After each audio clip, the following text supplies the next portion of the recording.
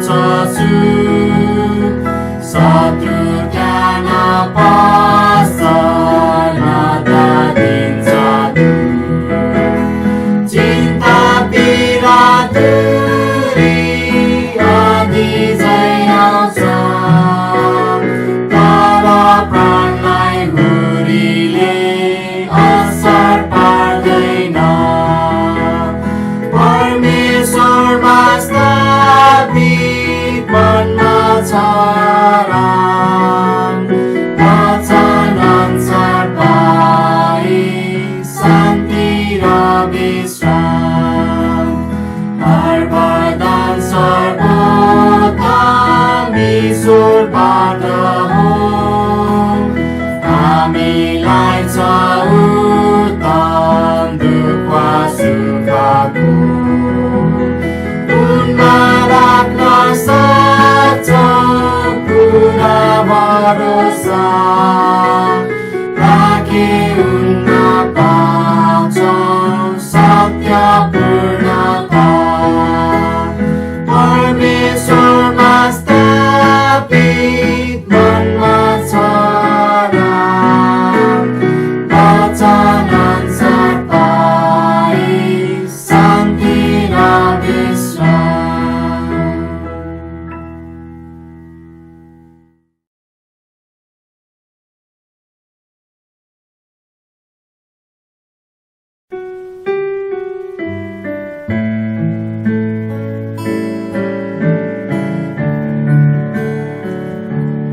लिनुहोस् तान अर्पन्छौँ लिनुहोस् मन चढाउँछौँ लिनुहोस् तान पिता तपाईँकै हो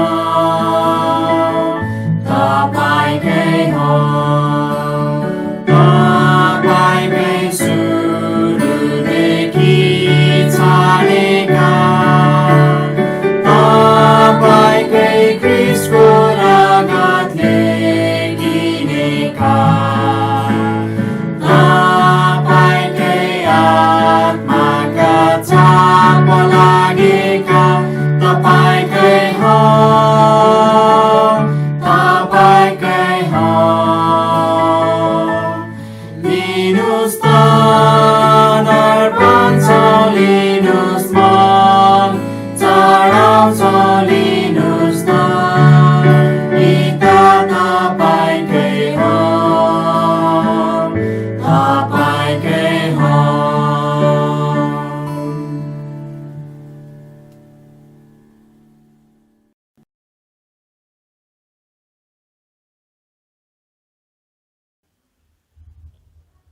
हुन्छ तपाईहरु सबैजनालाई प्रभु येशू ख्रीष्टको नाममा जय मसीह र यस शिक्षाको भागमा धेरै धेरै स्वागत छ। आज हामी गएको हप्ता हामीले हेरेको विषयभित्र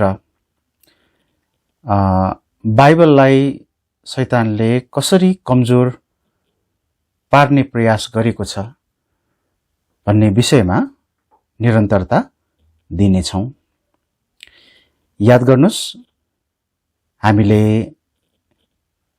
बुधबार यी हप्ताहरूमा हरेक बुधबार हाम्रो शत्रु, हाम्रो लडाई र हाम्रो हतियार भन्ने विषयमा अध्ययन गरिरहेका छौं र शैतानको युक्तिहरू, त्यसका रणनीतिहरू मध्येमा चाहिँ हामीले अब बाइबललाई कमजोर पार्ने त्यसको तरिका कस्तो छ भन्ने कुरालाई हामीले हेरिरहेका छौं।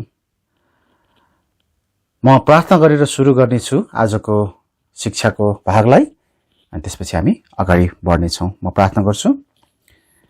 धन्यवाद छ परमेश्वर पिता, फेरि यो मौका तपाई प्रभुले दिनुभएको छ र तपाईको जीवित वचन र सत्यको वचनलाई आज पनि हामीले यसरी खोलेर अध्ययन गर्ने यो अवसर पाएका छौं।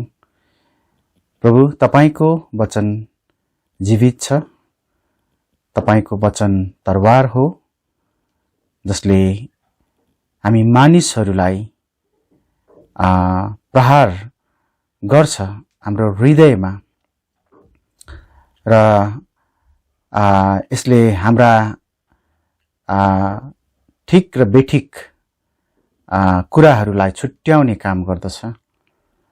अनि जब तपाईको वचनले हामीलाई प्रहार गर्दछ, तब हामी तपाईको सत्यता, तपाई के चाहनुहुन्छ भन्ने कुरा हामी बुझ्न सक्छौं। यसैले तपाईको वचनले, तरवारले हामीलाई छेड्छ भनेर तपाईं प्रभुले भन्नुभएको छ। तर शैतानले यो चाहदैन। हामी नबुझेको, हामीले सत्यतालाई नजानेको र तपाईको नजिक नआएको इच्छा त्यसले गर्दछ। त्यसको निम्ति त्यसले वचनलाई पनि प्रयोग गरेको छ। यसैले हामी प्रार्थना गर्दछौं आजको शिक्षाले त्यसका योजना, त्यसका युक्तिहरू कस्ता छन् तपाईको जीवित वचनलाई बिगार्नमा, हामी त्यो विषयमा हेर्न जाँदैछौं र हामी होशियारी हुन सकौं, हामी शैतानको युक्तिहरूलाई बुझ्न सकौं। प्रार्थना गर्दछौं, आशिष माग्छौं प्रभु येशूको नाममा, आमेन। हामी हाम्रो मुख्य पदलाई पढ्नेछौं आज। भजन संग्रह 12 अध्यायको 6 पददेखि 7 पदसम्म। भजन संग्रह 12 अध्यायको 6 पददेखि 7 पदसम्म यस्तो लेखिएको छ: परमप्रभुका वचनहरू शुद्ध वचनहरू हुन्, माटोको भट्टीमा निखुर पारिएको, 7 पल्ट खारिएको चाँदी जस्तो। हे परमप्रभु, तपाईले तिनीहरूको रक्षा गर्नुहुनेछ, यस पुस्तादेखि सधैँभरि तपाईले तिनीहरूलाई जोगाएर राख्नुहुनेछ। गत हप्ता हामीले हेरेका थियौं कि मानिस जातिको निम्ति परमेश्वरको सन्देशलाई कमजोर पार्न शैतानले बाइबलका नयाँ अनुवादहरूलाई रणनीतिको रूपमा प्रयोग गरेको छ। शैतानले परमेश्वरको वचनलाई पुरै नष्ट गर्न नसकेपछि यसलाई कमजोर पार्ने प्रयास गरेको छ। तर परमेश्वरलाई धन्यवाद होस्, उहाँले आफ्नो वचनलाई सही अनुवादद्वारा शुद्धता, सुरक्षा र जोगाउने कार्य गर्नुभएको छ। हाम्रो यो चाबी पदलाई नै, मुख्य पदलाई नै हेरौँ न एकपटक, कि यो भजन संग्रह 12 अध्यायको 6 पददेखि 7 पदसम्म यस खण्डलाई पनि त्रुटिले भरिएका ती अनुवादहरूले कसरी बिगारेका छन्, त्यहाँ के समस्या छ, हामी एकचोटि त्यसलाई सुरुवातमा हेरौँ। भर्खर हामीले पढ्यौं ठिक अनुवादमा, सही अनुवादमा त्यहाँ लेखिएको छ: परमप्रभुका वचनहरू शुद्ध वचनहरू हुन्, माटोको भट्टीमा निखुर पारिएको, 7 पल्ट खारिएको चाँदी जस्तो। हे परमप्रभु, तपाईले तिनीहरूको रक्षा गर्नुहुनेछ, यस पुस्तादेखि सधैँभरि तपाईले तिनीहरूलाई जोगाएर राख्नुहुनेछ। विशेष गरी 7 पदलाई ध्यान दिनुस् है त। अब एकछिन हामी अरू अनुवादहरूमा हेरौँ र हामी यो बेलामा चाहिँ एनआरभी बाइबललाई हेरौँ। यही भजन संग्रहको 12 अध्यायको 6 पददेखि 7 पद। त्यहाँ यस्तो लेखिएको छ: अनि परमप्रभुका वचनहरू खोट रहित छन्, ती शुद्ध चाँदी जस्ता छन्, जो 7 पल्ट माटोको भट्टीमा खारेर शुद्ध पारिएको छ। हे परमप्रभु, अब हेर्नुहोस् है यो 7 पदमा, हे परमप्रभु तपाईले हामीलाई रक्षा गर्नुहुनेछ, सदाकाल हामीलाई यस्ता मानिसहरूदेखि बचाइराख्नुहुनेछ। यहाँ त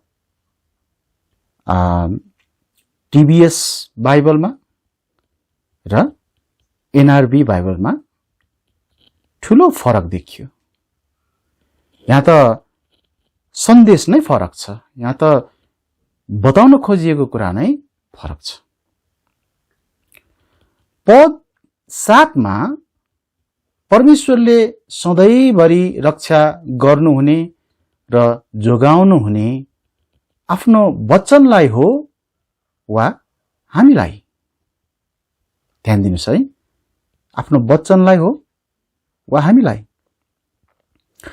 पद 6 ले परमेश्वरको वचन कस्तो छ भन्ने बयान गरेको छ भने पद 7 मा उहाँले त्यही आफ्नो वचनलाई के गर्नुहुनेछ भन्ने बयान छ। यसमा कुनै शंका छैन कि परमेश्वरले आफ्ना जनहरूको रक्षा गर्नुहुन्छ, यसमा कुनै शंका छैन। तर यस पदमा भने परमेश्वरका जनहरूको कुरा नभएर उहाँको वचनको कुरा गरिएको हो।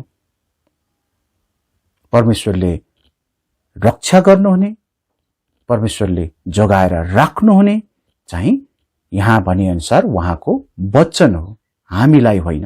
हो, हामीलाई पनि गर्नुहुन्छ, तर यहाँ चाहिँ त्यो सिकाउन खोजिएको होइन। आज हामी बाइबलका केही मुख्य मुख्य शिक्षाहरूलाई अंग्रेजीमा डक्ट्रिन्स, बाइबल डक्ट्रिन्स भनिन्छ, हामीले नेपालीमा चाहिँ यसलाई मुख्य मुख्य शिक्षाहरू भन्ने गर्छौं।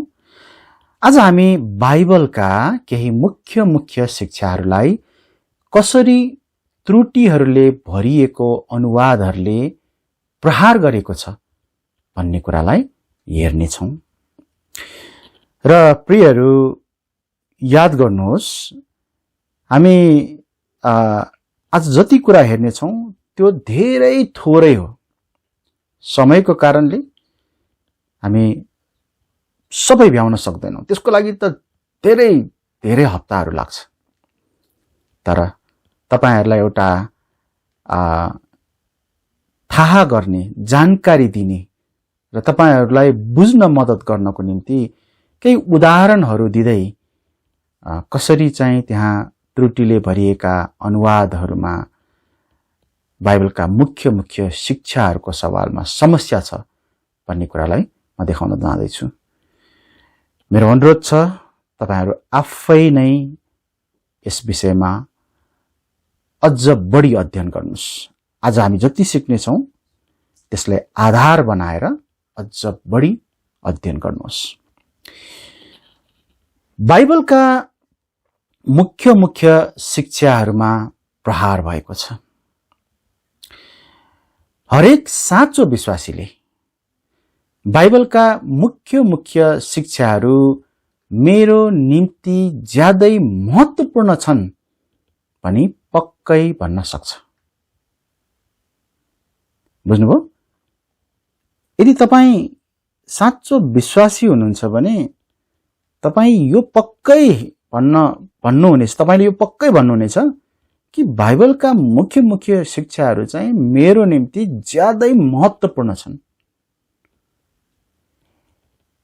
यदि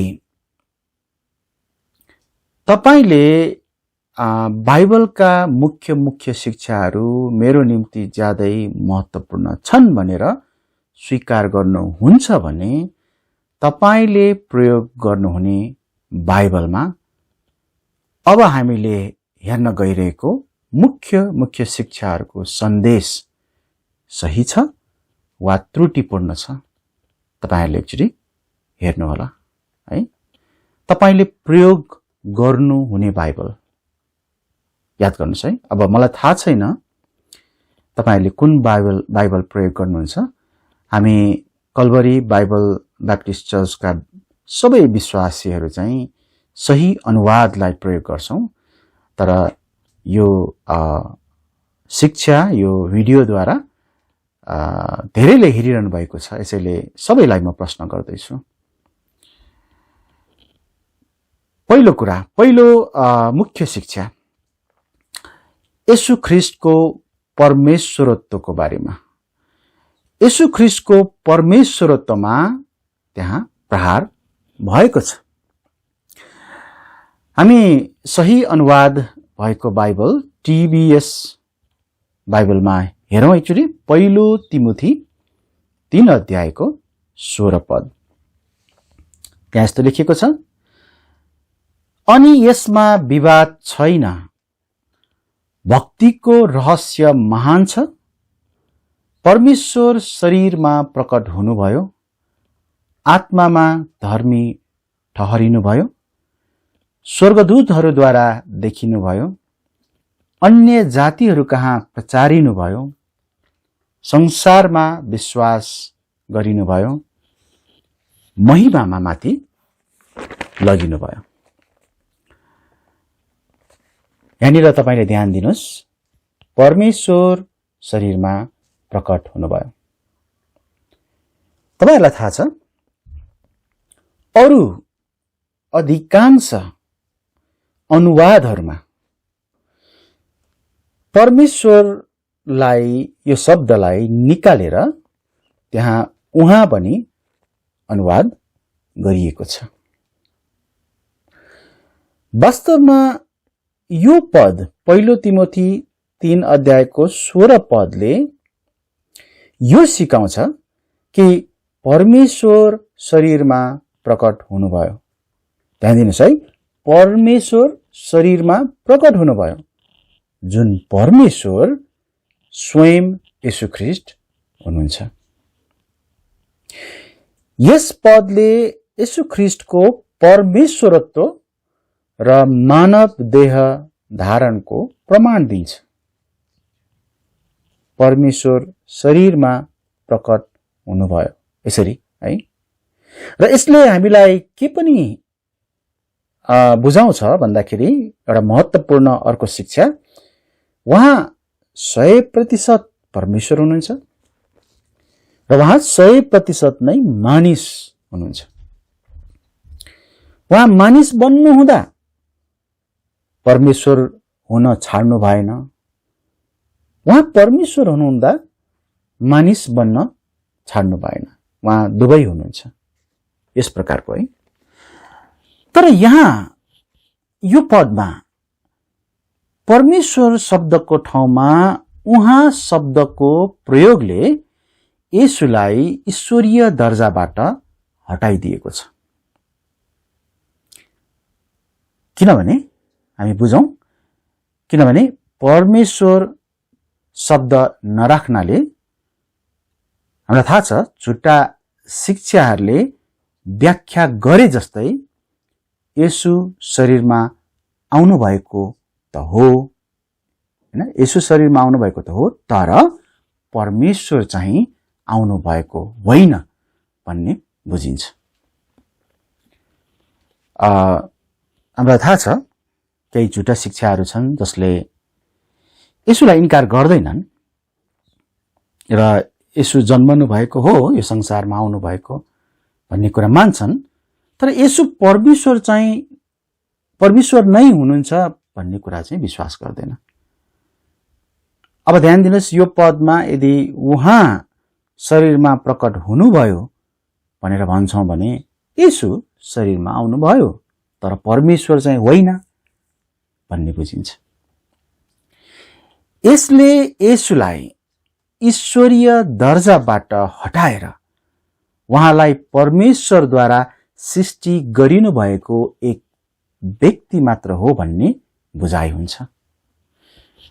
र यस्तै प्रकारको बुझाइ कलसी 1:15 मा पनि राख्ने गरिन्छ। झुटा शिक्षाहरूले विशेष गरी त्यही गर्छन्।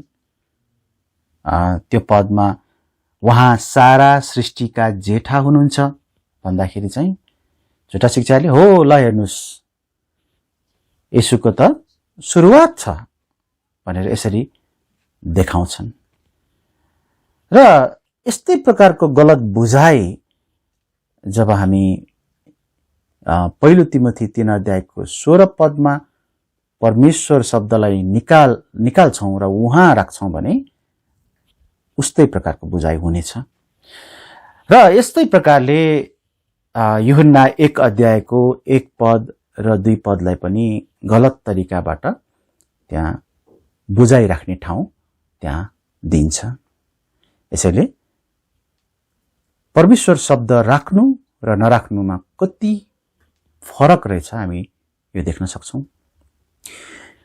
येशू ख्रीष्टको परमेश्वरत्वलाई प्रहार गरिएका अरू पनि पदहरू छन्। जस्तै पहिला हामी टीबीएस बाइबल पढौं। टीबीएस बाइबलमा रोमी 14 अध्यायको 10 पददेखि 12 पदसम्म त्यहाँ यस्तो लेखेको छ, तर तिमी किन आफ्नो भाइको न्याय गर्दछौ वा किन आफ्नो भाइलाई तुच्छ ठान्छौ? किनकि हामी सबै ख्रीष्टको न्याय आसनका सामु उभिनेछौं। याद गर्नुहोस् है, ख्रीष्टको न्याय आसन। अझ पढौं, किनकि लेखिएको छ, प्रभु भन्नुहुन्छ, म जीवित छु, यसकारण हरेक घुँडा मेरो सामु टेकिनेछ र हरेक जिब्रोले परमेश्वरलाई स्वीकार गर्नेछ। यसैकारण हामी मध्ये हरेकले परमेश्वरलाई, याद गर्नुहोस् है, यहाँ के भनेको छ, परमेश्वरलाई आफ्नो आफ्नो लेखा दिनेछ। यस पदमा अन्य अधिकांश अनुवादहरूमा ख्रीष्टलाई ख्रीष्ट नभनिकन उहाँ भनिएको छ। ख्रीष्ट शब्द छैन, उहाँ भनिएको छ। तर पद 10 अनुसार कसको न्याय आसनको सामु हामी सबै उभिन्छौं त? सही अनुवादमा त ख्रीष्टको। अनि पद 12 अनुसार कसलाई हामी मध्ये हरेकले आफ्नो लेखा दिनेछ? परमेश्वरलाई। 12 पदमा त्यही छ। अब यी पदहरू 10, 11, 12 है, यी पदहरू अनुसार कसलाई हामी मध्ये हरेकले आफ्नो लेखा दिनेछौं र कसको न्याय आसनको सामु हामी उभिनेछौं, त्यो स्पष्टसँग हामी देख्न सक्छौं सही अनुवादमा। यस दुईवटा पदहरूलाई सही अनुवादमा हेर्यौं भने ख्रीष्ट नै परमेश्वर हुनुहुन्छ। तर त्रुटिहरू भएको अनुवादहरू हेर्यौं भने न्याय आसन चाहिँ ख्रीष्टको भनी उल्लेख नहुँदा उहाँलाई दिनुपर्ने ईश्वरीय दर्जाबाट उहाँलाई हटाइएको देख्न सकिन्छ। झुटो शिक्षाको निम्ति फेरि एकपटक यहाँनिर ठुलो चाहिँ विवाद खडा गर्ने यहाँ ठाउँ छ। उनीहरूले भन्न सक्छ यहाँनिर यहाँ ख्रीष्ट भनिएको छैन। हो, परमेश्वरको अगाडि इन्साफ हुनेछ, न्याय हुनेछ, तर ख्रीष्टको अगाडि होइन। तर 10 पददेखि 12 पदसम्म पढ्छौं भने त्यहाँनिर हरेक दृष्टिकोणले यो चाहिँ परमेश्वर नै हुनुहुन्छ जो चाहिँ ख्रीष्ट हुनुहुन्छ र उहाँको न्याय आसनको सामु हरेकले आफ्नो लेखा दिनेछ, यो प्रष्ट छ। तपाईले यस्तै गरी यूहन्ना 9 अध्यायको 35 पदमा हेर्न सक्नुहुन्छ। त्यहाँ चाहिँ परमेश्वरको पुत्र भनेर लेखिनु पर्ने अथवा त्यहाँ राखिनु पर्ने ठाउँमा अधिकांश अनुवादहरूमा मानिसको पुत्र भनिएको छ। येशू ख्रीष्टलाई मानिसको पुत्र पनि भनिएको छ, हो, अरू ठाउँहरूमा छन्, तर यूहन्ना 9:35 मा येशू ख्रीष्टलाई परमेश्वरको पुत्र भन्नु जरुरी छ। तपाईँ आफै त्यहाँ अध्ययन गरेर हेर्नुहोस्, थाहा पाउनुहुनेछ। यस्ता त्रुटिहरू अझ धेरै छन्, तपाईँ अध्ययन गर्नुहोस् है, यस्ता धेरै छन्। हामीले एउटा हेर्यौं, येशू ख्रीष्टको परमेश्वरत्वमा प्रहार गरिएको छ। अब हामी अर्को हेरौं, येशू ख्रीष्टको कन्याद्वारा जन्ममा प्रहार गरिएको छ। येशू ख्रीष्टको कन्याद्वारा जन्मको सम्बन्धमा शैतानले धेरै प्रकारले प्रहार गरेको छ। यदि येशू कन्या स्त्रीबाट जन्मेको होइन, तर उहाँको पृथ्वीको शारीरिक बाबु छ भन्ने कुरालाई प्रमाणित गर्न सकिएको खण्डमा उहाँ परमेश्वर हुनुहुन्न भन्ने प्रमाणित हुन्छ। अनि त्यति मात्र होइन, उहाँ आदमकै रगतको धारबाट आउनु भएको एक पापी हुनुहुन्छ भन्ने त्यहाँ आधार बन्छ, त्यो प्रकारको दृष्टिकोण बन्छ। अनि अब यसको अर्थ के हुनेछ त भन्दा, उहाँले क्रुसमा मानिस जातिको पापको क्षमाको निम्ति दिनुभएको रगतको बलिदान त बेकारको भयो। कसरी एउटा पापी मानिसले चाहिँ अरू मानिसहरूको मुक्तिको निम्ति आफ्नो रगतको बलिदान दिन सक्छ? अनि बरु उल्टो येशूलाई पो पाप क्षमाको आवश्यक छ, त्यस्तो पो देखिन्छ त, हैन? यदि येशू अर्को एकजना मानिस मात्र हुनुभएको भए, मतलब उहाँ पनि एउटा अर्को मानिस हुनुभएको भए, मानिसले मुक्तिको निम्ति अर्कै मार्ग खोज्नु पर्ने हुन्छ, हैन? उहाँबाट त मुक्ति पाइँदैन, अर्कै मार्ग खोज्नु पर्ने हुन्छ। अब कसरी उहाँको कन्याद्वारा जन्ममा प्रहार भएको छ त? हामी हेरौँ है त एकचोटि। टीबीएस बाइबलमा लुका 1 अध्यायको 34 पदमा यसरी लेखेको छ।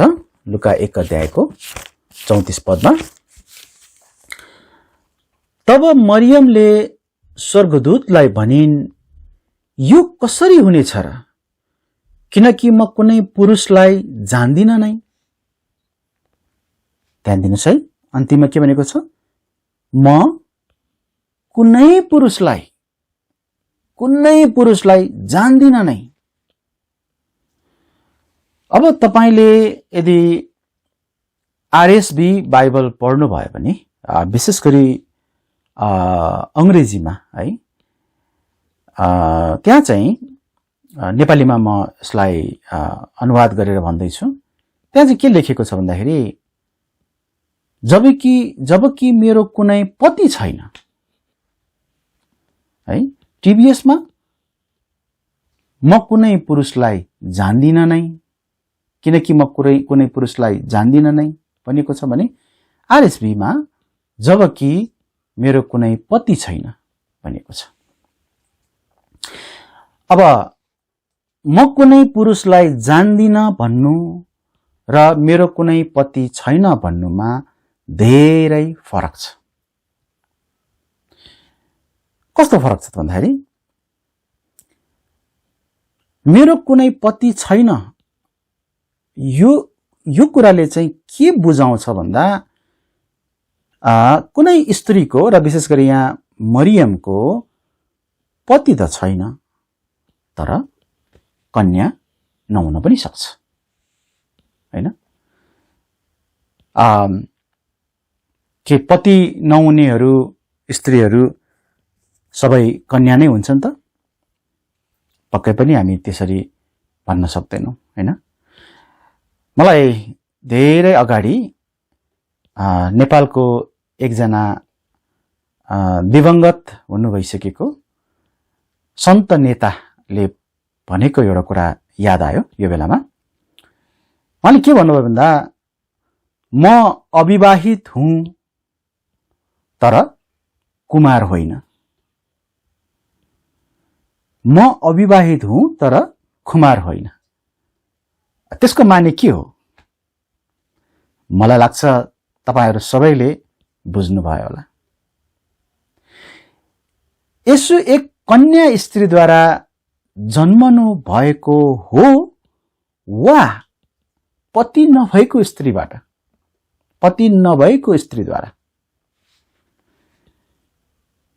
हामी यो कुरालाई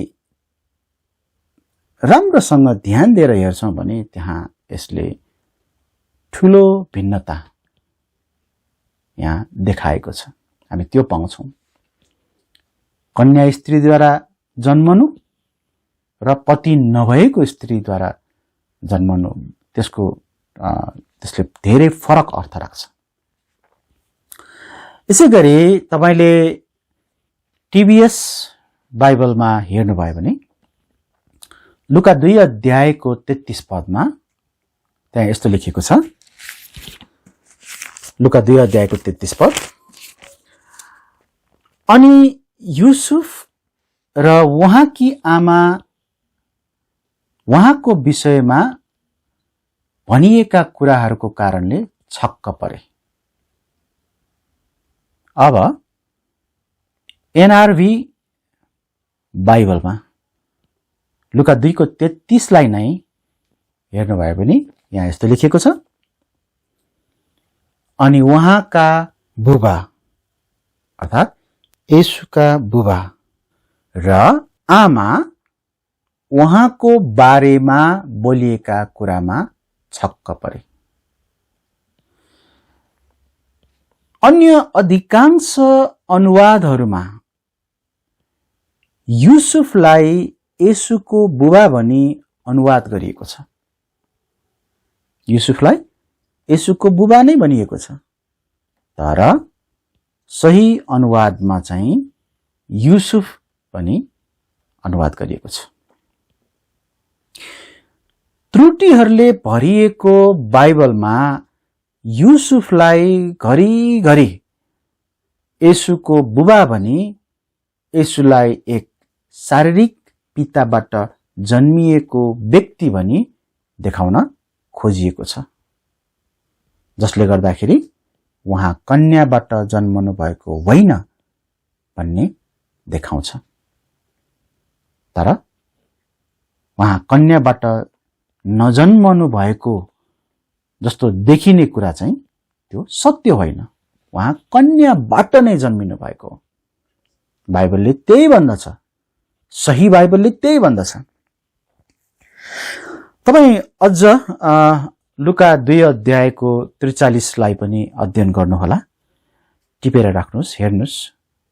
लुका 2 अध्यायको 43, त्यहाँ पनि तपाईले यस्तै खालको भिन्नता पाउनुहुन्छ। हामीले दुईटा विषयमा हेर्यौं, येशू ख्रीष्टको परमेश्वरत्वमा प्रहार, येशू ख्रीष्टको कन्याद्वारा जन्ममा प्रहार। अब हामी एउटा अर्को हेरौं, येशू ख्रीष्टको बहुमूल्य रगतमा प्रहार। सबभन्दा पहिला म हिब्रू 9 अध्यायको 22 पदलाई पढ्नेछु। हिब्रू 9 अध्यायको 22 पदले यस्तो भन्दछ, यो एउटा पदलाई पढौं। अनि व्यवस्था अनुसार प्राय सबै कुराहरू रगतद्वारा शुद्ध पारिन्छन्, अनि रगत नबगाइकन पाप क्षमा हुँदैन। तपाईले यदि यो हिब्रू 9 अध्यायको 22 पद भएको यो पुरै खण्डलाई, पुरै 9 अध्याय नै भनौं न, हैन, यदि तपाईले पढ्नु भयो भने रगत नबगाइकन पाप क्षमा हुँदैन भन्ने कुरालाई त्यहाँ बताइएको छ। र अझ के पनि भनिएको छ भन्दाखेरि तपाईले 9:28 पदमा हेर्नुभयो भने हिब्रू 9:28 मा ख्रीष्टले चाहिँ धेरैका पापहरू बोक्नका निम्ति एकपल्ट बलि चढाइनु भयो, अर्थात् उहाँले नै मानिसहरूको पाप क्षमाको निम्ति बलिदान भएर उहाँले रगत बगाउनु भयो भन्ने कुरा पाउन सक्नुहुन्छ। हो, हाम्रो पापहरूको क्षमाको निम्ति रगत नै बगाइनुपर्छ। बुझ्दै हुनुहुन्छ? हाम्रो पापहरूको क्षमाको निम्ति रगत नै बगाइनुपर्छ। यसैले त येशू ख्रीष्टले कल्वरीको क्रुसमा आफ्नो रगत बहाउनु भयो।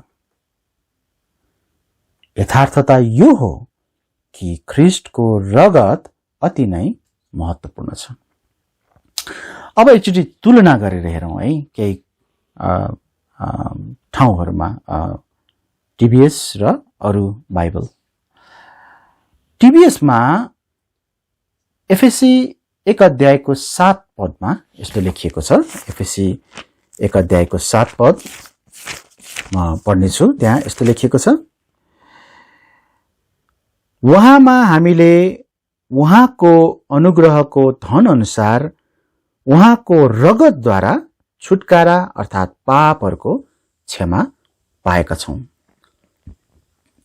हामीले पापहरूको क्षमा केद्वारा पाएका छौं? उहाँको रगतद्वारा, येशू ख्रीष्टको रगतद्वारा। टिबीएसमा नै पहिलो पत्रुस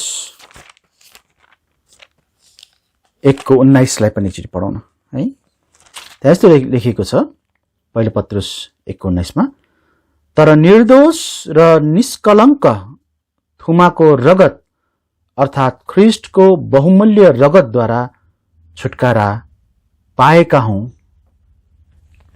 यहाँ पनि हामी के पाउँछौं त? छुटकारा हामीले केद्वारा पाएका छौं?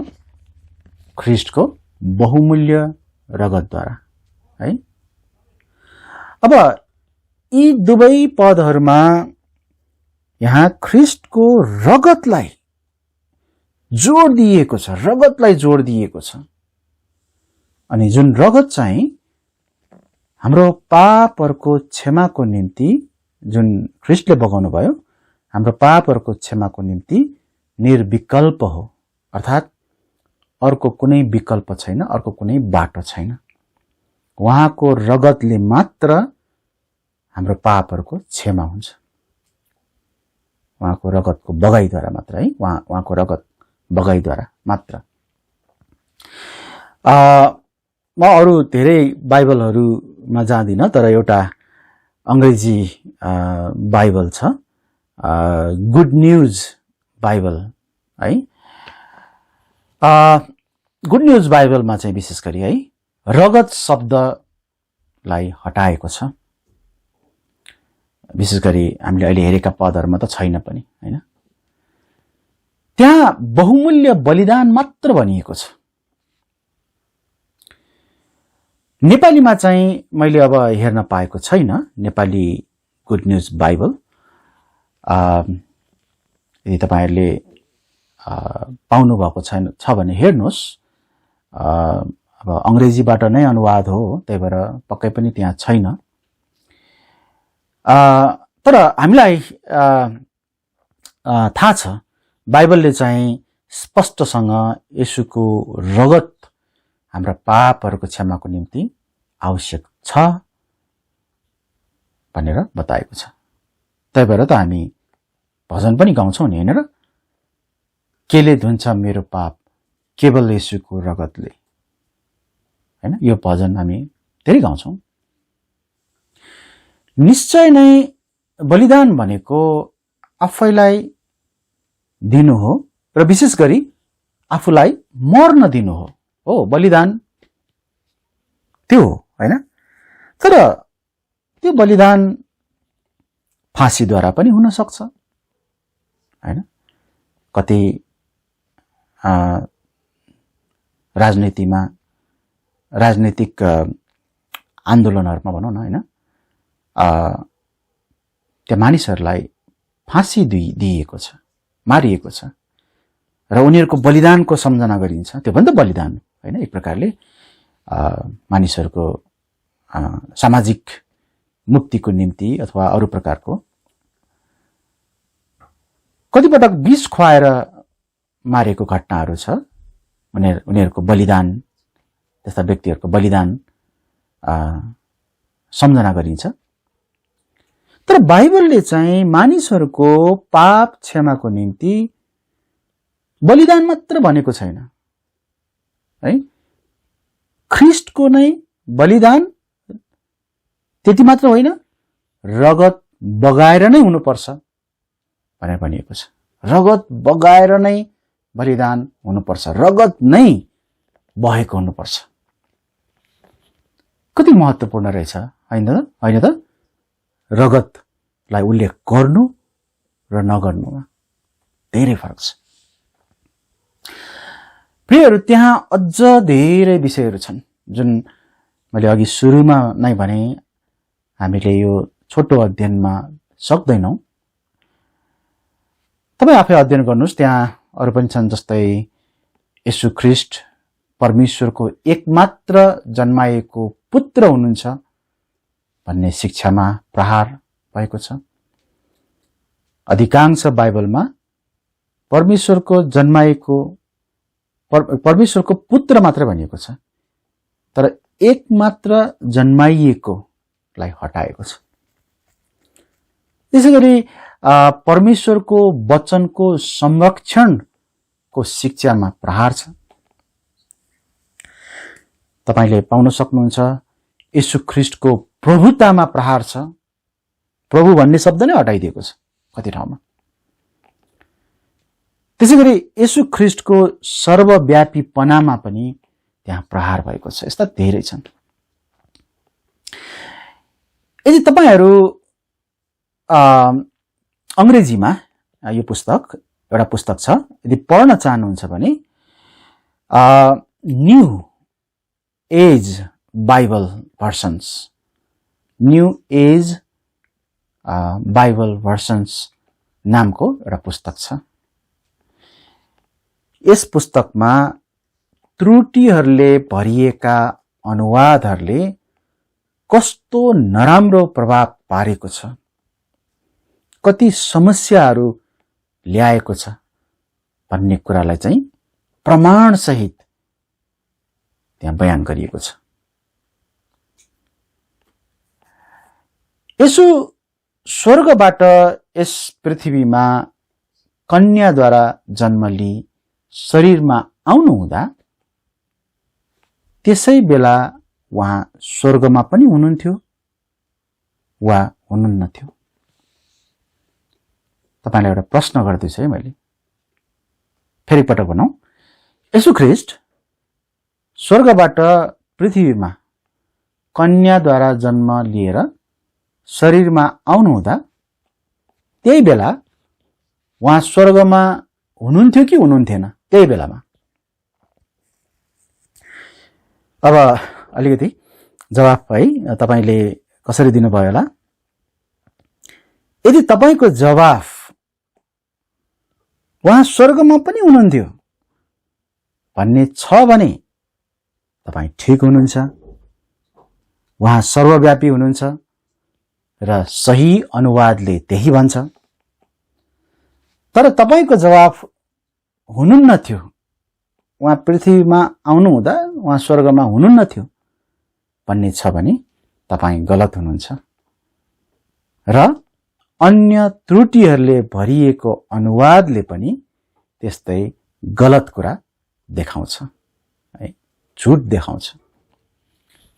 मसँग एकचोटि यूहन्ना 3 अध्यायको 13 पदमा हेर्नुस् न। यूहन्ना 3 अध्यायको 13 पद ज्यादै प्रख्यात खण्ड हो यो। प्रभु येशूले चाहिँ निकोदिमससँग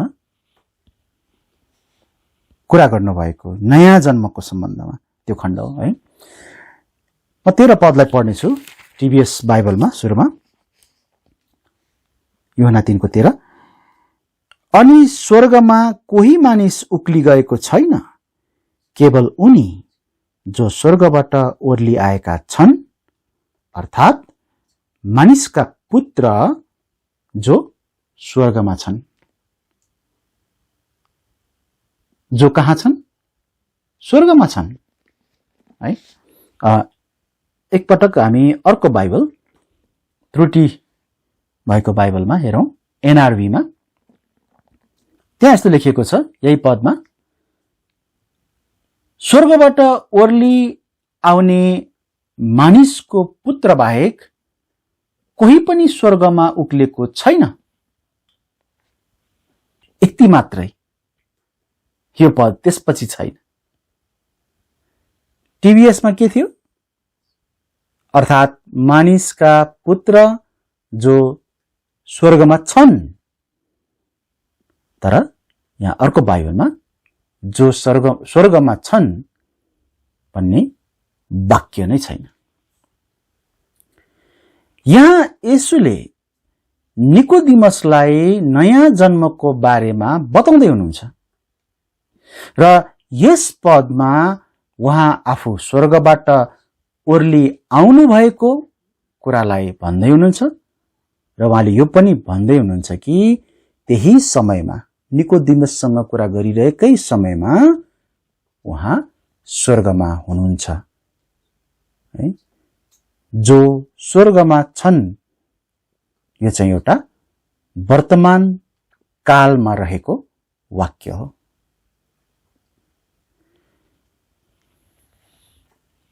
के उहाँ आज र अहिले नै तपाईँ भित्र हुनुहुन्छ? येशू स्वर्ग उठाइनु भएपछि गलाती 2 अध्यायको 20 पदमा पावलले यसरी भनेका छन्, तर ख्रीष्ट मभित्र जिउनुहुन्छ। तर ख्रीष्ट मभित्र जिउनुहुन्छ। जबकि पावलले यो लेखेको समयमा त ख्रीष्ट त स्वर्ग उठाइ लगिनु भइसकेको थियो। तर पनि पावलले भन्दैछ ख्रीष्ट मभित्र जिउनुहुन्छ। यसको अर्थ के हो? यसको अर्थ यो हो कि आज अहिले नै ख्रीष्ट चाहिँ तपाईँ म जसले साँचो रूपमा प्रभुलाई चिनेका छौं, हामी भित्र जिउनुहुन्छ, हामी भित्र हुनुहुन्छ। अनि के उहाँ आज स्वर्गमा नै हुनुहुन्छ त? हामी भित्र त हुनुहुन्छ। अनि स्वर्गमा चाहिँ येशू स्वर्ग उठाइनु भएपछि पहिलो पत्रुस 3 अध्यायको 22 पदमा पत्रुसले यसरी भनेका छन्, उहाँ स्वर्ग जानुभएको छ र परमेश्वरको दाहिने हाततर्फ हुनुहुन्छ। त्यसको अर्थ के हो त? पत्रुसले भन्दैछन्,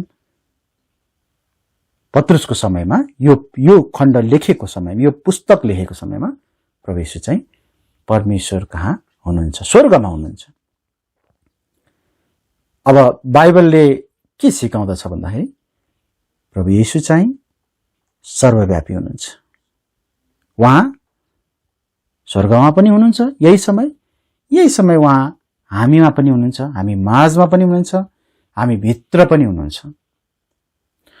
हो, यस्तो प्रकारका चाहिँ शिक्षाहरू, बाइबलका मुख्य शिक्षाहरूमा त्रुटि भएका बाइबलहरूमा समस्या छ, त्यो प्रहार भएको छ। मैले अघि पनि भनेर फेरि एकपटक तपाईलाई भन्न चाहन्छु, तपाई अध्ययन गर्नुस्, शब्दलाई केलाएर अध्ययन गर्नुस्, गहिरेर अध्ययन गर्नुस्, तपाईले धेरै फरक पाउन सक्नुहुन्छ र त्यसले चाहिँ परमेश्वरको सन्देशलाई बुझ्ने कुरामा पनि फरक पार्छ। म निष्कर्षमा आउँछु। आज यी त्रुटिहरूले भरिएका बाइबलहरू किन यस संसारमा छन्? के बुझ्नको निम्ति सजिलो होस् भन्ने उद्देश्यले मात्र अनुवाद गरिएका हुन् त? वा कुनै अर्कै एजेन्डा छ, कुनै अर्कै कुरा छ त्यहाँनिर? कतै परमेश्वरको सत्य वचन भन्दा विपरीत सिकाउने र प्रहार गर्ने उद्देश्यले अनुवाद गरिएका छन् कि? वास्तवमा कुरा यही नै हो। परमेश्वरको वचनभन्दा विपरीत सिकाउने र परमेश्वरको वचनमा प्रहार गर्ने उद्देश्यलाई नै यस्ता त्रुटिहरूले भरिएका अनुवादहरू आएका छन्। अनि यसको पछाडि को छ? हेर्दा त मानिस छ, हैन? तर वास्तवमा शैतान हो। यो अध्ययनमा मैले धेरै पटक भनिरहेको छु, वास्तवमा शत्रु मानिस होइन। बिचरा मानिस त प्रयोग भएको छ शैतानद्वारा, तर वास्तविक शत्रु त शैतान हो। यसको पछाडि शैतान छ। यसैले आउनुहोस् हामीसँग भएको तरवार परमेश्वरको वचन बाइबललाई अझ सान लगाऊं, यसलाई आफूबाट टाढा नराखौं,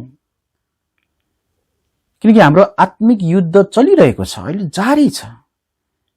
यसलाई हामीले चाहिँ बलियो गरेर कसिलो प्रकारले समातेर राखौं, हाम्रो हातबाट यो नखुस्कोस्, नहराओस्।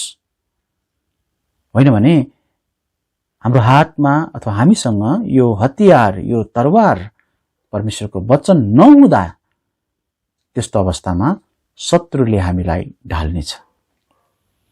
अनि साथै हाम्रो तरवार पनि असली तरवार हुनुपर्छ, खाँटी तरवार हुनुपर्छ।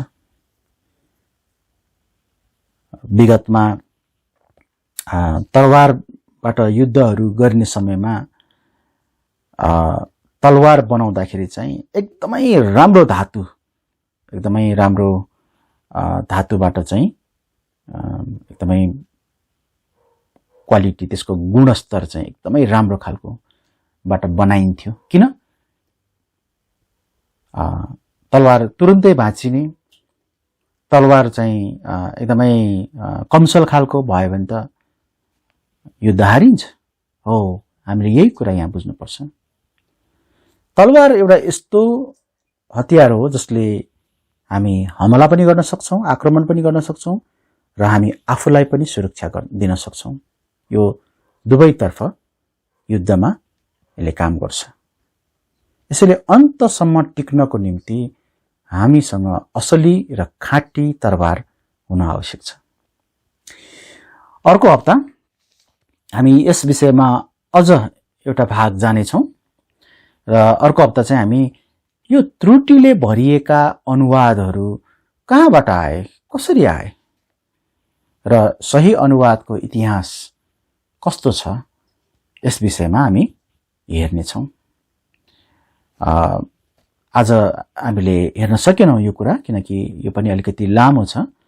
अनि आज हामीले यसलाई यदि लगेको खण्डमा यो आजको शिक्षाको समय चाहिँ धेरै लामो हुन सक्छ। त्यही भएर मैले चाहिँ यसलाई अर्को हप्ताको निम्ति राखेको छु। तपाईहरु अर्को हप्ता फेरि आउनुस्, हामी यसलाई अझ अध्ययन गर्नको निम्ति अगाडि बढ्नेछौं।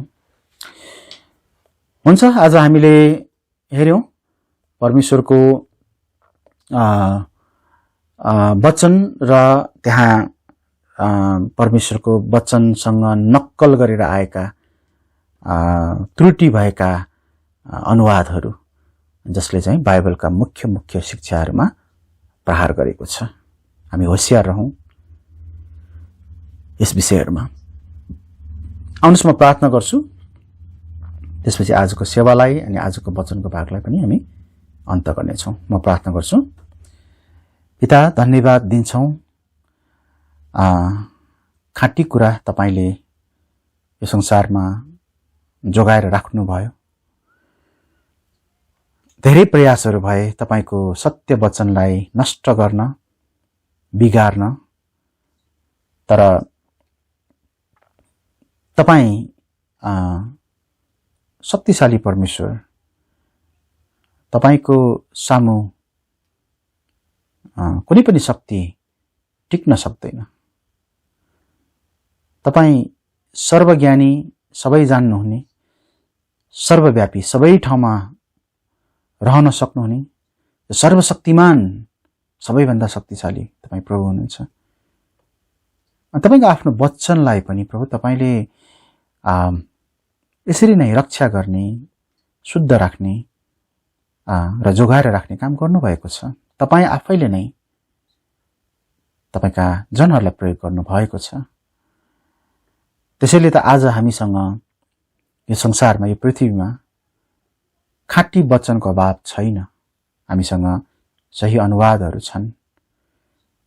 प्रभु हामी धन्यवाद दिन्छौं, हामीलाई हाम्रो आँखा खोलिदिनलाई तपाईले मद्दत गर्नुभएको छ र तपाईको वचनको वास्तविक सत्यताहरूलाई बुझ्ने, जान्ने अवसर दिनुभएको छ र हामीले भिन्नता छुट्याउन सकेका छौं।